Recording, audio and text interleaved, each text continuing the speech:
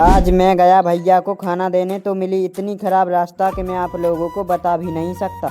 आज सुबह होते ही मैं आ जाता हूँ हार में देसी ब्रश करने। इतने में याद आता है कि हमारी नैना और मैना का भूसा खत्म हो गया है। तो फिर मैं कैमरामैन को कॉल करके मंगा लेता हूँ बोरा और आ जाते हैं सीधे भूसा भरने। फिर हम अपनी झोपड़ी का गेट खोल के भरने लगते हैं भूसा भरने के बाद अब बारी आती है ले जाने की। तो मैं कैमरामैन से बोलता हूँ कि तू ले जा और कैमरामैन मुझसे बोलता है कि तू ले जा। तो थोड़ा लड़ने के बाद मुझे ही ले जाना पड़ता है। घर आते ही नैना और मैना की किचन में रख देता हूँ भूसा और फिर हम और भाभी करने लगते हैं कटिया करने के बाद मैंने देखा नैना ने रस्सा ही तोड़ दिया, मतलब की मोरी। तो फिर मैं रस्सा लेकर निकल जाता हूँ दादाजी के पास। आते ही दादाजी से बोला कि मोरी बना दो। तो दादाजी बोलते हैं कि खाना खाने के बाद बना देंगे। तो हम रस्सा रख कर निकल जाते हैं घर आते ही कुछ ही समय के बाद फिर से जाता हूँ तो देखा कि मोरी बन जाती है। तो फिर हम आते हैं नैना के पास और जल्दी से पहना देते हैं। फिर हम नहा धोकर हो जाते हैं रेडी और भैया का टिफिन लग जाता है तो निकल जाते हैं भैया को खाना देने के लिए। आते ही भैया को टिफिन दे के निकल जाते हैं दूसरी रास्ता से घर। थोड़े ही चलने के बाद इतनी खराब रास्ता मिलती है कि हमारा तो निकलना भी मुश्किल हो जाता है। तो फिर हम जैसे ही कर निकल जाते हैं घर।